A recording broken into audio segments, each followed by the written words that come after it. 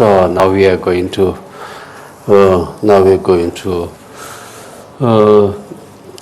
study with this text. Before we are going to explain, I just want to make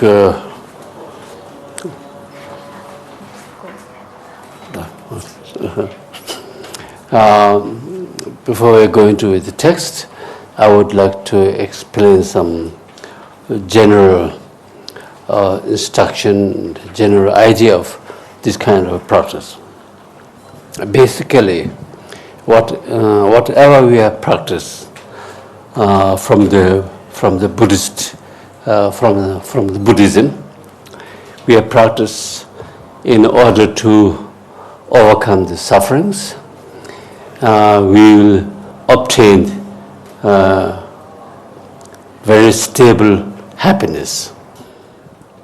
No matter whether you practice sutra or tantra, the meaning or goal is just as I mentioned, just two things: to obtain very stable and absolute happiness, and to overcome the happiness from the root, the sufferings, remove suffering from the root. Those who got already my small booklet, Being Good Human Beings, I mentioned also there, we have to search our happiness from in our mind. We must remove our sufferings from our mind. It is not like that we will be able to get happiness from the outside and suffer from the outside.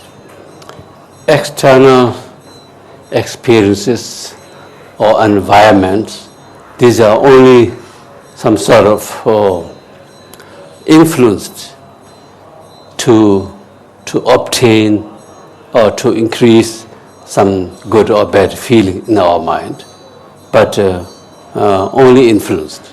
But the reality, the absolute, the cause of happiness and the cause of suffering existed in our own mind.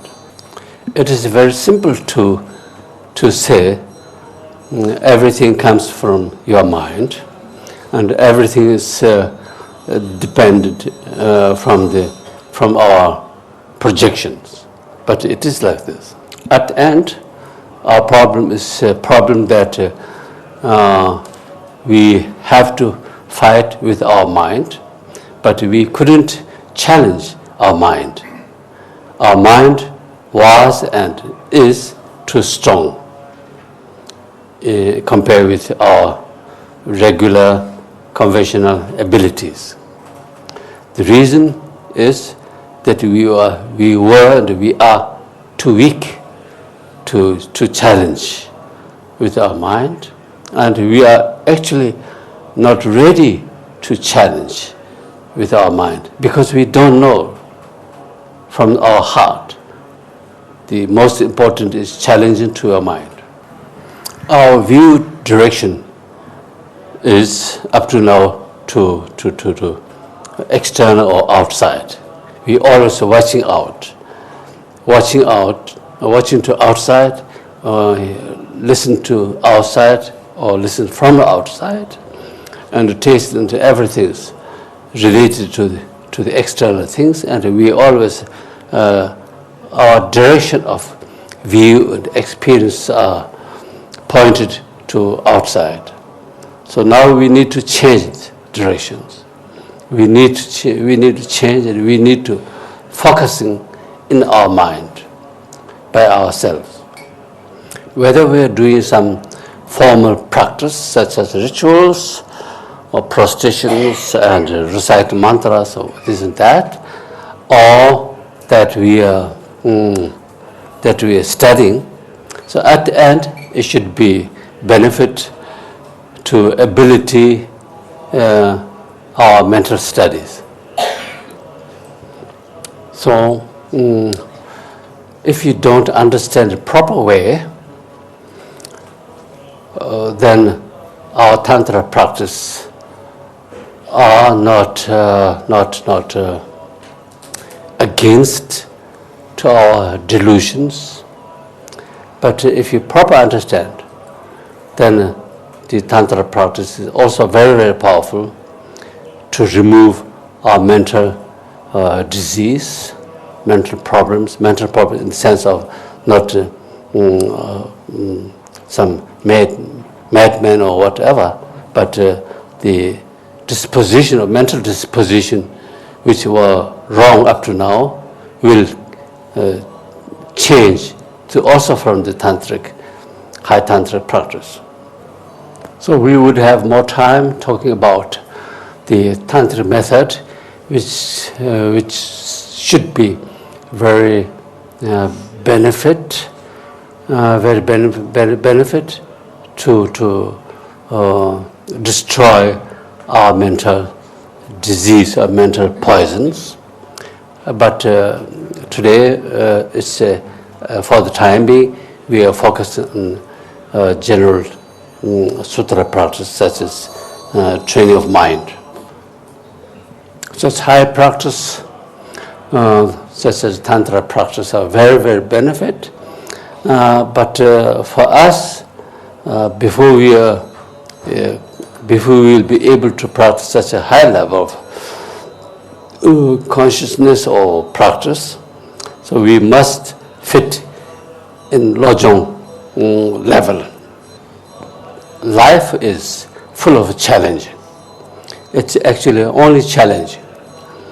Right from the beginning, early in the morning, till late in the evening. As soon as we awake, as long as we are awake, not sleepy and not sleep, we will be fighting with our mind, with some abstractions from the external and internal things, and we are always working in our mind. Through this channel, we are reacting something from our small mouth, or we are just doing something, handle something with our, although with physically. So that means the communication with the other is always there. So therefore it is full of challenge. It is very important to understand that we have a precious time to challenge with our life, actually.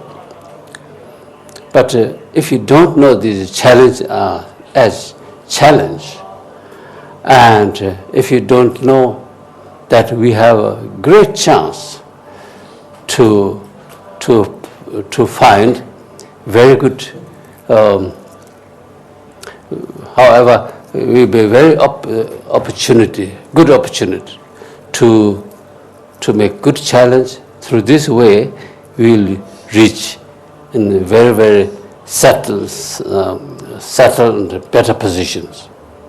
As I suggested you already, that we can use this short text as a reminder to keep in your kitchen or somewhere else, and every day, every time, just look up and think about for a while.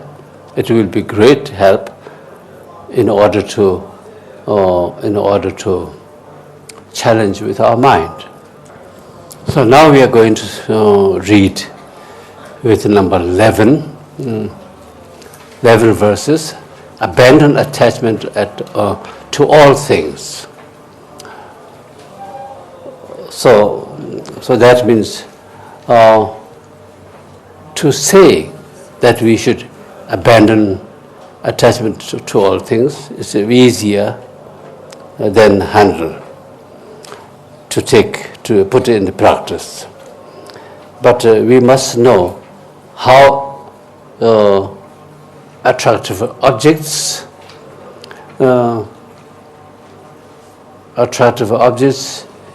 interfere your attitude. So this is very actually very subtle, very subtle. So therefore I will try to explain a little bit.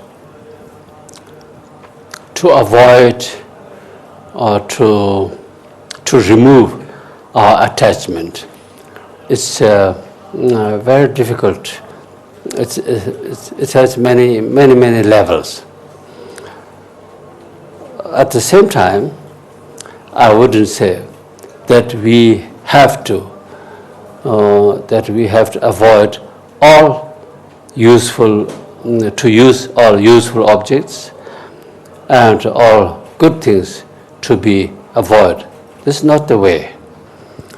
So we must understand what does really mean real meaning of attachment. Attachment in the sense of that you link or cling on every object that you don't want apart or separate from this object. This is actually attachment, but it's a very gross explanation. But more important meaning of attachment is, I may say, there are two: I and mine. If I say I and mine, there are two aspects. One side is a regular understanding of I and mine. There's nothing wrong, absolute at that. But another aspect, the second aspect, is absolute wrong. Which aspect? That we draw into the samsara, that we bind with all delusions or defilements, and produce from this way of thinking many bad karmas. This is what we have depart or destroy. To explain a little bit more, furthermore, as I mentioned just now, there are two kinds of eyes, two kinds of mind. One eye is a regular eye, which we can use, we have to use. So without this, we can't say that when I was small. So when I would like to reach enlightenment. So this kind of eye is a correct position, position of eye. But second eye is, if we have some problems, so someone point me out, you did that. So at that moment, my position on me as I is become very strong. I didn't do that. I must have this. This very strong express I is different attitude of regular I. I'm hungry, and I'm going, and I met this and that, these people. These are very regular. But I didn't do that, but he complained me. And so however, this very strong, outstanding, strong position on I is wrong. If someone complain me, so then I can't accept that. So therefore, full of power, in the sense of I, combined together and put all powers together and combined with my mind, my body, my existence, all together. That means everything's produced from some sort of, from the object here. Object which supposed to be based of I.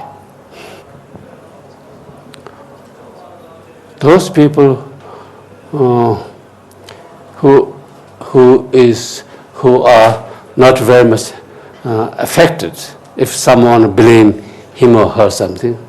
So maybe, of course they might have some inconvenience experiences, but not very much not very strongly hatred. So he blamed me so much. It hurts me. It hurts me in the sense of through this blame disturb me because I am so much attached with my basic, I say with my basic in bracket, my body and my existence, my mind. So however, we can see someone, some people are very much self-centered. Whatever, whenever, talking whichever, some matters, but always coming back on himself, on this person's self. Whatever you're talking, never mind. So at the end, come out to you, and I did this, I saw this, I explained this, and however, you yourself is very much self-centered. So this is a sign of this person has very strong position of this kind of attachment and a very strong I. So however, this is a matter of how you approach with you yourself, with other people, with other objects, whatever you're using. So, for instance, if you have quite clean, quite nice clothes, so this clothes can be also a bit expensive, but whether you are using this with great attachment or just without having not so much attachment, this makes us big difference.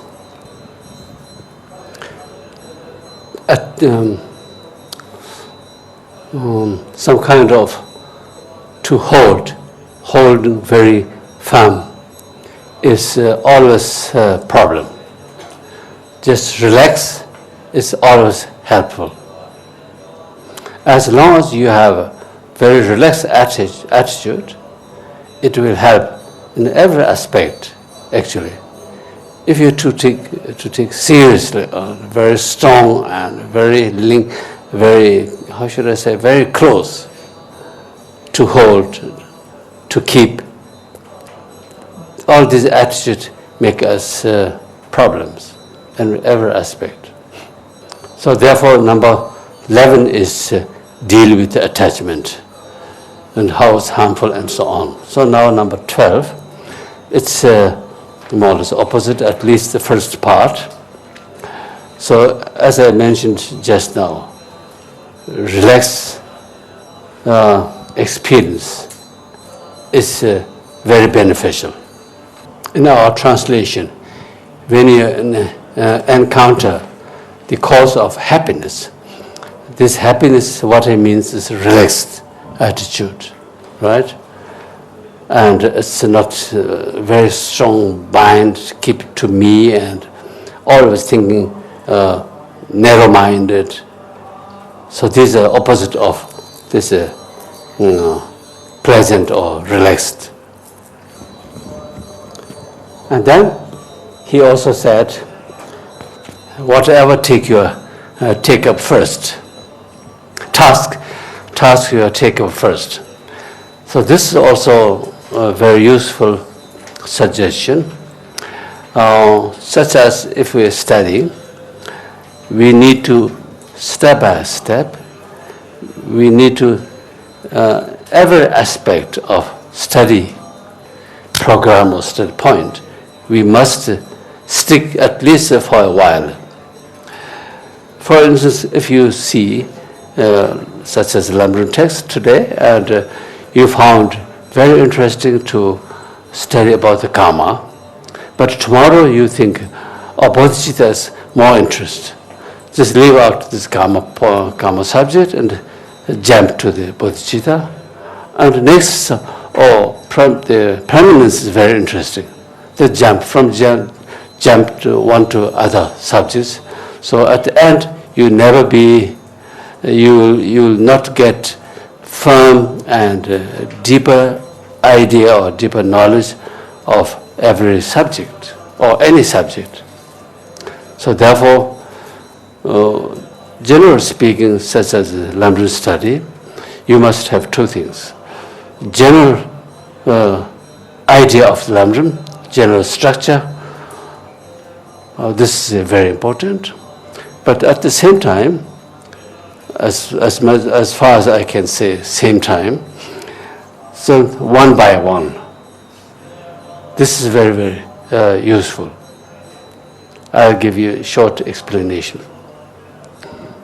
For example, in Lamrim Lamrim has certain number of contents, number of subjects, right? Just let's say, just an example, 50 points. So these 50 points, you have to experience in the sense of a proper understanding. All this from 1 to 15. First this, second that, third this, and so on. This is one structure. At the same time, let's say I started to study with the Lamrim, and now I have a good overview all these structures. But to really meditate and make to deeper understanding, I am very much interested as number 5. Number 5 is most interesting point for me. So then I must stick on that and stay for several months and maybe also years without changing. And after that, after some time, let's say now I'm really fit with number 5, I have good experience. So then next, maybe number 14.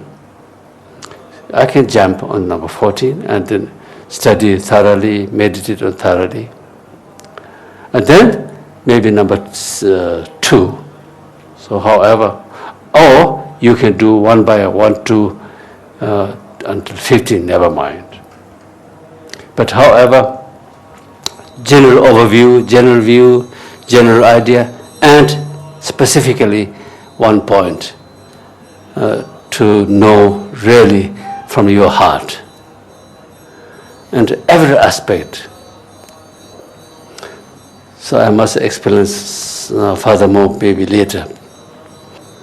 To have a good experience about Lamrim means as soon as you have a feeling, whatever you're doing, whatever you're thinking, whatever you're reading, find very strong connection to this point which you are meditating now. Then it's a good sign of experience. Such as let's see, great compassion. Whatever you're reading, any spiritual book or any worldly books, you can find some link with great compassion or impermanence. And so however, it must be very, how should I say, lively practice. Should be lively practice. Lively practice in the sense of that you feel very fit. This Lamrim idea must come out from your heart instead of you put structure in your mind and your mind is strictly bind in a structure and your mind cannot move anymore. It's not correct. Your mind must feel very free. Whatever you think according to this and that points of Lamrims.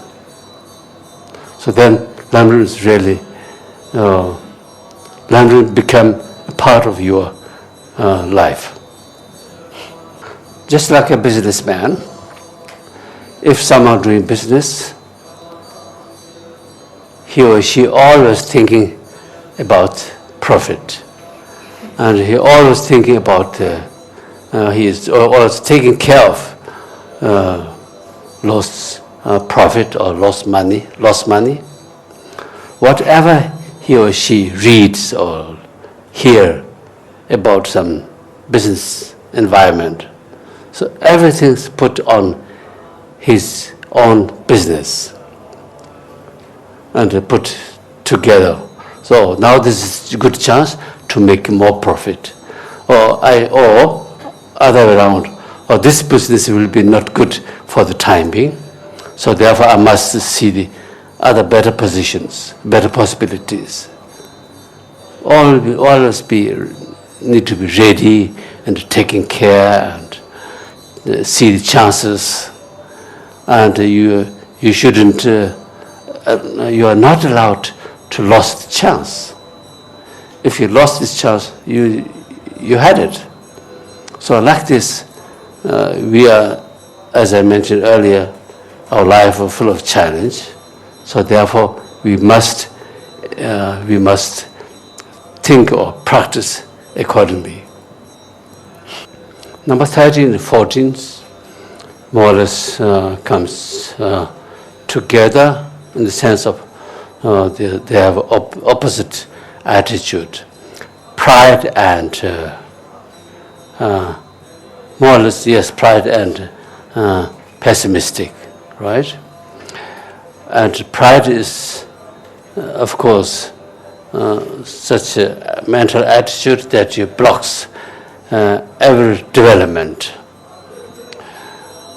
And pride hinders all better positions, better experiences, better conditions. Everything can be or will be blocked through the pride. I'm the best. I know everything. So if you have this attitude, so you will not be interested to learn more and to do more and so on.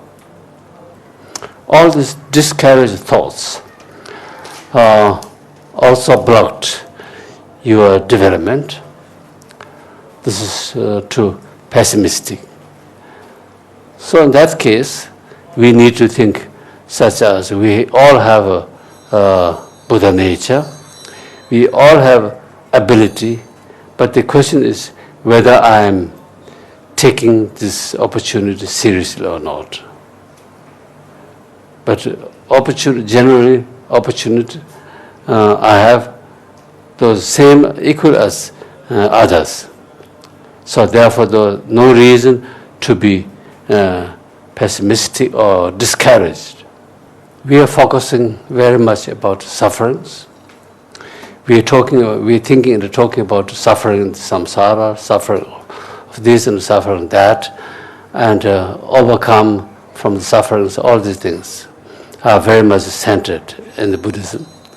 But at that time, at that moment, we are not at all discouraged.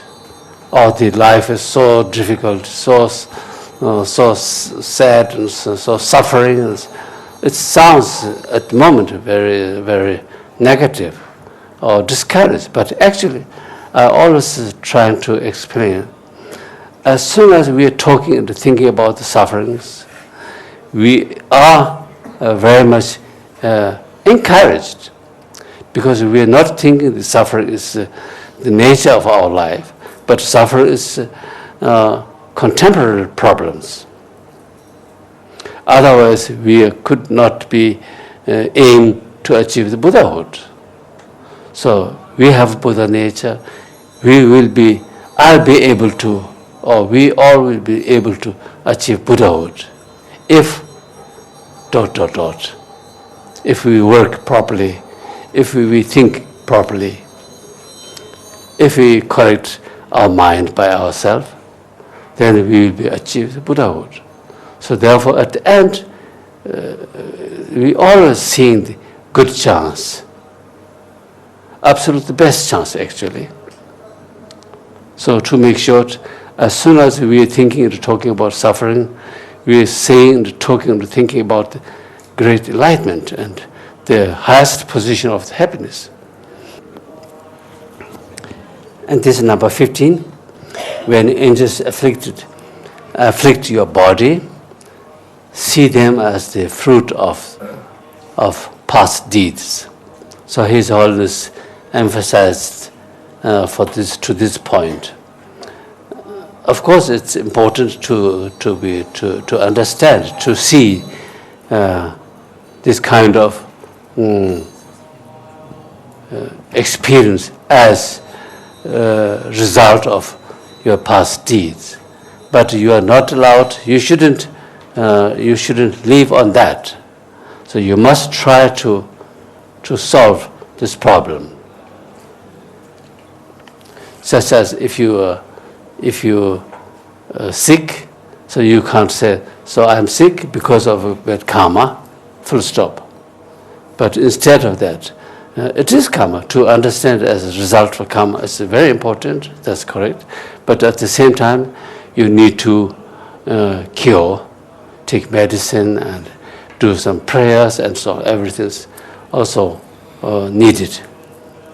When you hear unpleasant words, view them as echoes. So this is also, it happens quite regularly in our lives, right?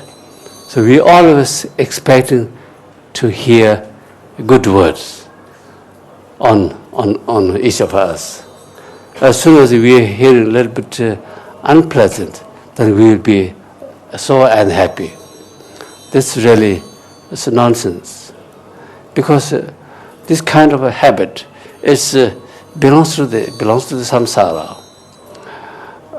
For example, I always try to explain you.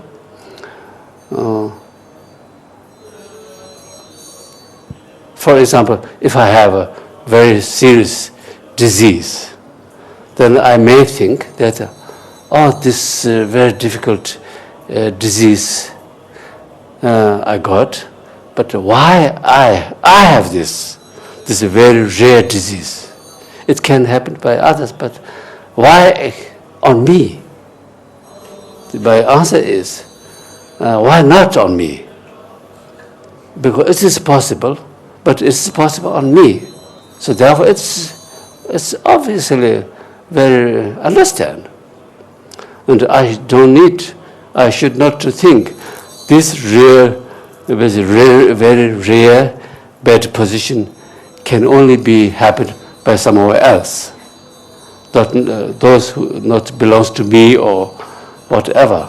So therefore this kind of attitude is very, very harmful, to think too self-centered and always expecting as we are talking about 8 worldly dhammas, right? Number 16, generally speaking, we already discussed. We have discussed already, so that we need to be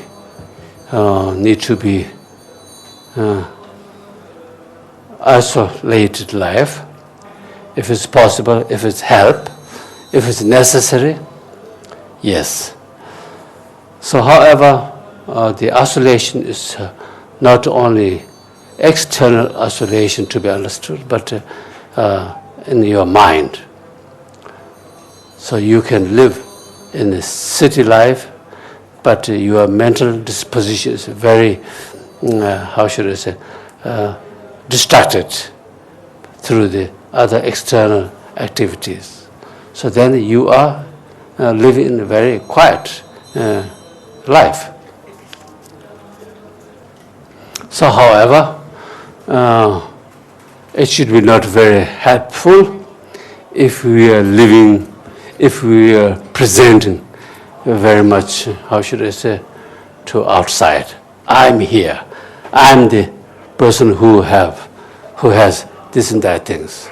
So very represent or present to outside. That will be actually very harmful, because it's caused all many obstacles. and jealous, attachment, and everything comes from this. And if you have a really good manner, if you have a really highly position in the society, and if you have a very good knowledge, very good reputation, absolutely all right. It's automatically comes out, but you don't need to put on additionally. Simple way of life is much pleasant, much easier, and much comfortable. So otherwise, you must keep up your certain position. So that will be actually great difficult till end of your life to keep same position or even more higher and higher. That will be a great burden actually. So number 17, always remain firm in your commitment. In your commitment or your whatever you have, actual commitment, whatever you have, whatever you're looking for and doing something, you must remain firmly. And if you have some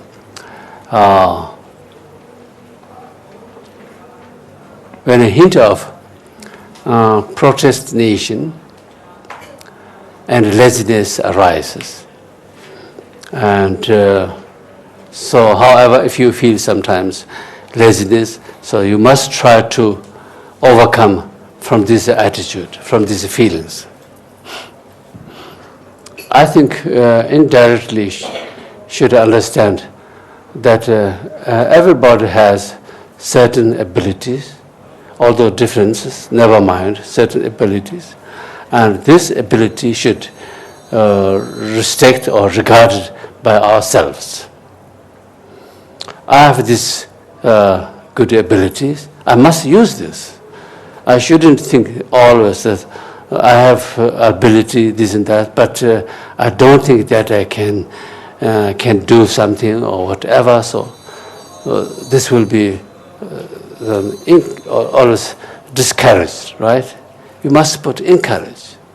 Through this encourage, your qualities will be higher and higher. Number 18 is communications aspect, right? Whenever you see someone, communicate very peacefully, very harmoniously, and speak very straightforward, and especially you show your very good face instead of just very whatever. You shouldn't show at once, immediately, that you don't like him or her or whatever. So you else, if it's possible, slightly smile and all these things. Need to belongs to also helpful for the communication.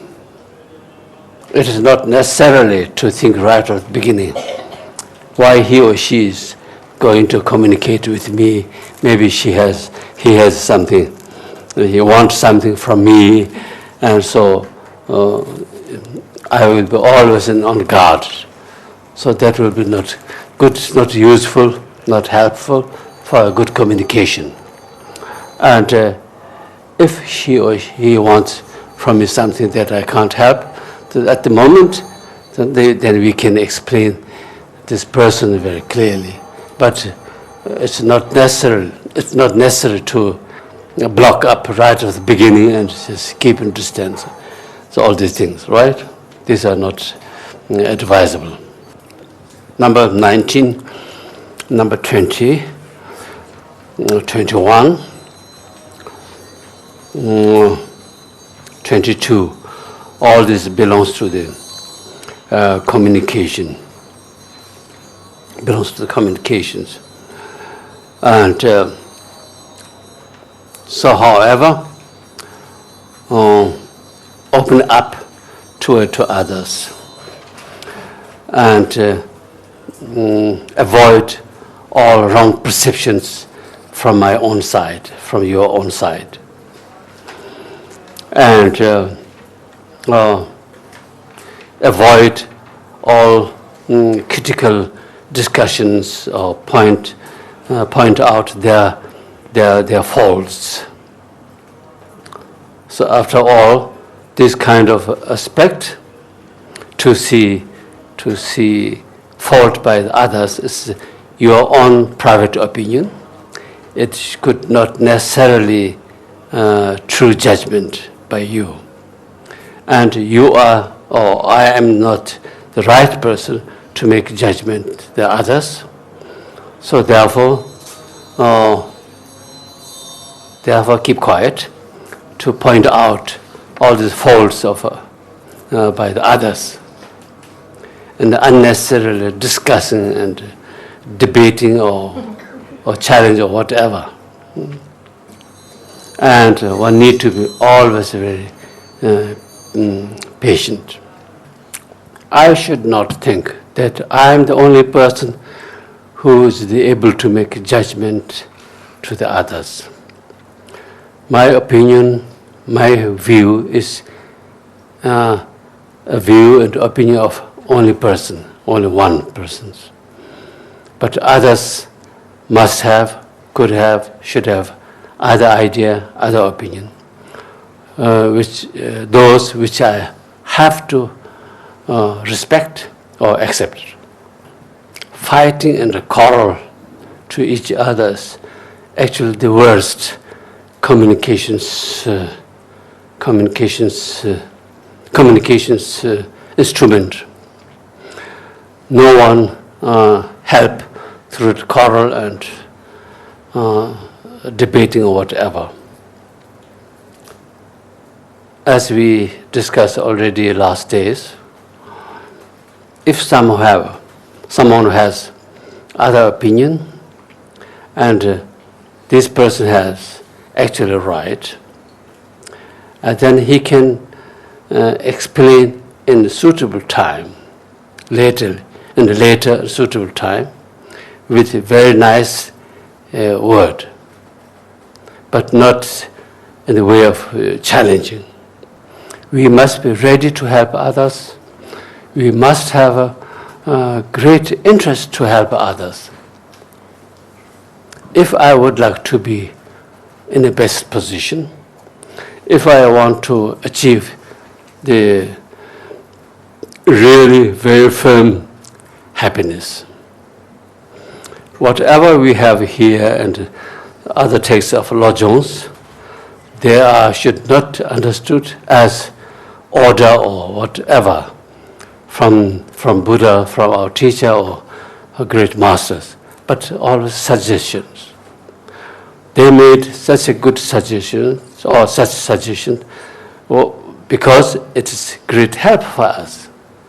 So therefore, as I mentioned just now, if I want to obtain great happiness, if I want to avoid or remove from my mental poisons or defilements, so then I have to follow this and that practice, because it's my own benefit, great help. As we can read here, we can see here number 22, one should not talk badly to other, such as religious traditions, and you should follow to those which you have more interest. The rest of we have already discussed yesterday, day before yesterday, and at the end, very famous suggestion. Among others, guard your speech. When alone, guard your mind. So this is the summary of all mind trainings. So thank you. Thank you. Okay, the question here is, Dear Rinpoche, there is a famous quote. When the student is ready, the teacher will appear. The question is, can I rely on this quote to meet my root guru? Question 2. I want for my root guru to appear, but it seems like I am not ready since he has not appeared yet. So... Just a moment. But the question is, what do you understand under the ready? This ready has also many, many levels, I think. How ready the student have to be for the guru to appear? Yes. And this, I don't think that we can put up this standard of ready very high. And according to our Buddhist scriptures,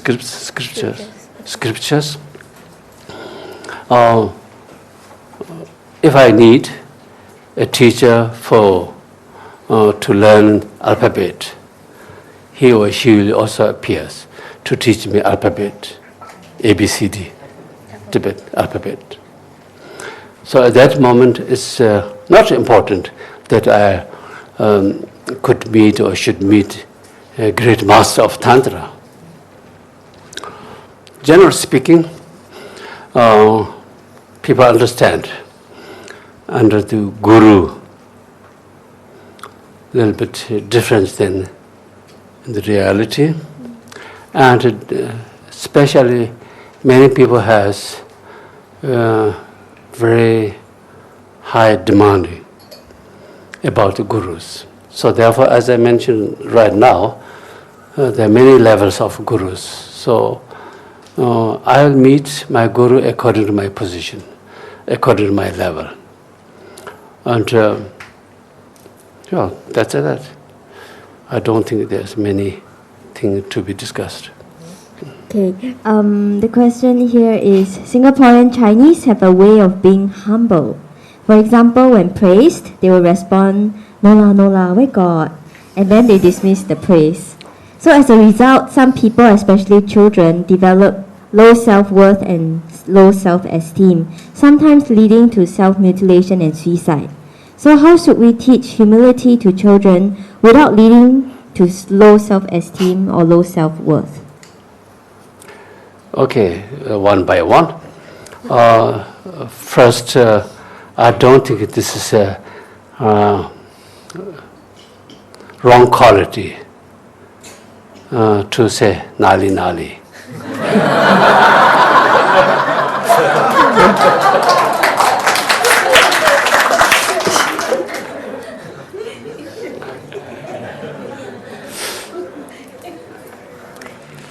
And the second question, what was that?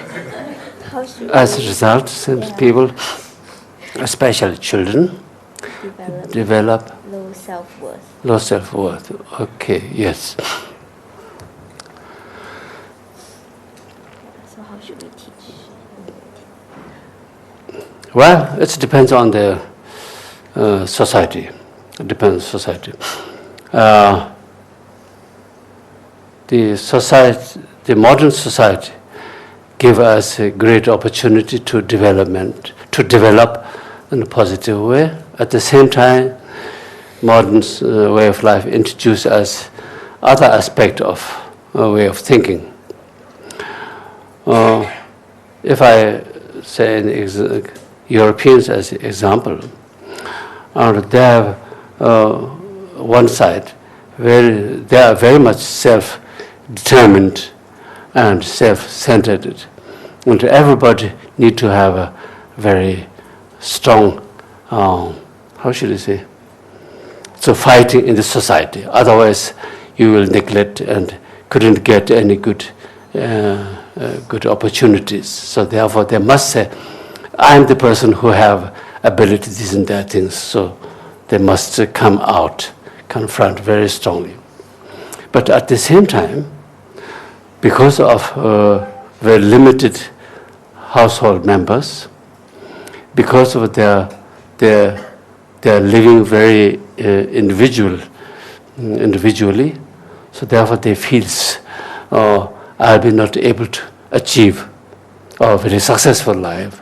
So they always have these difficulties. And but it's not great help for your question.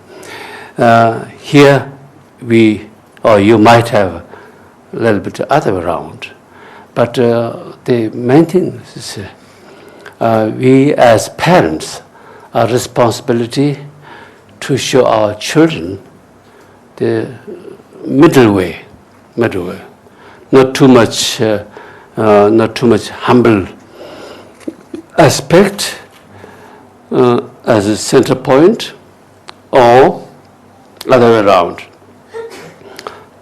Especially you have very good, very high social life, so therefore theoretically not much reason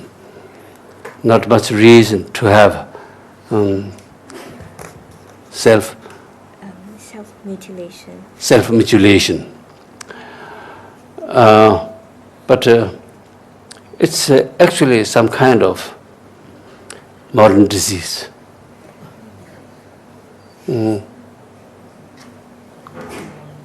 So at least we as parents try to support our children as much as we can. But the parents are more or less individual. The social environment is quite heavy and quite widely influenced, quite strongly influenced on us, on those people who live this particularly society. Okay, the question over here is it possible for a high lama to reincarnate as two persons at about the same time? If yes, why is that so? This question is actually quite a difficult question, and I can't give it in one sentence. Because it depends on the theory, it depends on the practice, it depends on the Buddhist culture traditions. At least there are three different matters need to be considered. Number one is nothing to do with the reincarnation, but emanation, as far as you can make it distinguish. If you're talking about emanation, then of course two is no number. At one same time it can be billion of emanations. So otherwise Buddha's activities, Buddha's ability will be very limited. So therefore it is of course possible to have same time billions of the emanations. Then second is the word reincarnation is more or less fabricated, has a fabricated aspect. Fabricated in the sense of that before we Tibetan Mongolian culture introduced reincarnation as reincarnation of one of the previous masters. So it's influenced through this system. So-called reincarnation is fixed with someone, those who passed away recently. Whether it's possible or not, two or more than one to recognize as reincarnation, it depends on the many interests. Whether you are, let's say, two different person as reincarnation of one previous Lama. Whether the both of them really 100% reincarnation of past Lama or not, that's the it depends on It depends on many aspects. But if you think very traditional way,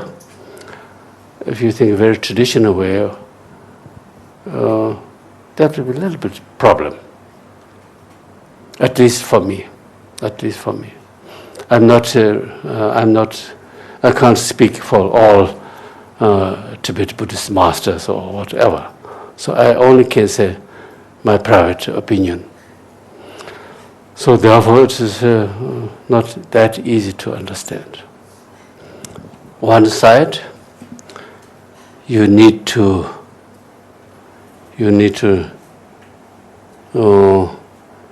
rely on certain traditional way of belief. For example, my teacher has passed away, and his or her reincarnation is there.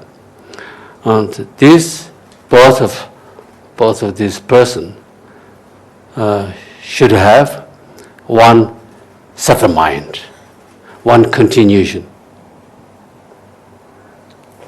same continuation. So that means on one continuation of subtle mind, 2 or 3 persons can be involved or not. I don't know. This can be a little bit problem. Unless if you're thinking about emanation, then there's no discussion. I always proclaim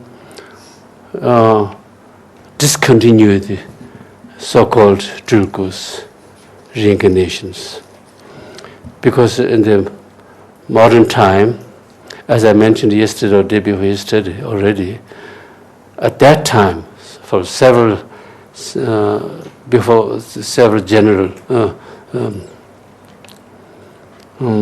generations ago, several hundred years ago, it was functioned very nicely, very useful. But now it's become more and more influenced by the power, influenced by the interest in politics, influenced by the interest on material goods, especially. So therefore, as I mentioned earlier, Drilgo belongs to the museum. We should respect to those teachers who are really good studied, good practitioner and good behavior, good-hearted, and so on. That will be much safer and would not be making too much cause problems. We are discussing in Lamrim that our teacher is Buddha, our teacher should regard it as Buddha, and so on. All these discussions have some different way of understanding. But for us, it will be not benefit to think every Rinpoches are enlightened, or every your Dharma teacher are enlightened or something like that. This will be great harm, great mistake. You only be more or less, maybe I exaggerate a little bit, but I may say you only be regret if you to do so. As I mentioned earlier at in the first evening, we need to respect or connect it with the inner quality of our teachers. Okay, the question is, in our Dharma practice, our motivation should be, I want to achieve Buddhahood so that I can help all sentient beings. So the question is, when one day I achieve Buddhahood, what are the actual things I can do to help sentient beings? It depends on what kind of a problem that you should have solved by the sentient beings at that time. And it's also dependent on the karmic link between you as Buddha and the sentient beings, those you can reach. Between two of these, the sentient beings, you as Buddha need to have a certain link, karmic link. Without having, no work. And it's also should to be understand a little bit wide perspective. So that means during the Buddha Shakyamuni's time, he only achieved much less people than His Holiness now. He was only in India. He made very limited people in India. But through his teaching, and after 2,500, it's also functioning, not only India, up to all over the world. Many people can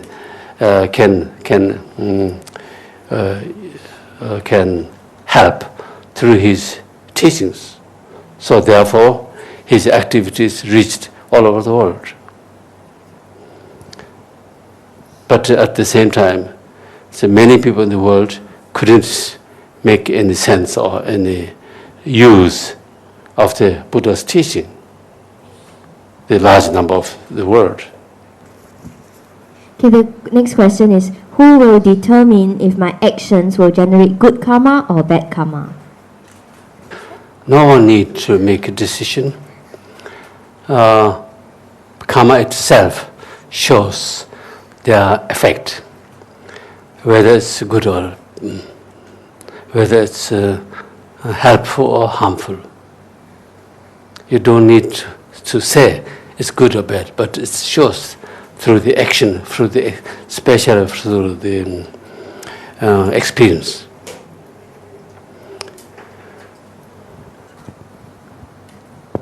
All those experiences that we have are very helpful, happy condition, are a result of good karma, but no one said, no one introduced or decided this is the good karma for you. And the other way around is also not. But whether good or not, we can feel, we can experience, not feel, experience by ourselves. So thank you very much, Sheshataja, and that some of you may not come again to our further programs. So those who are not coming, I would like to say you thank you so much for your presence and coming and to work with us together. I very much enjoyed to share with you. Thank you.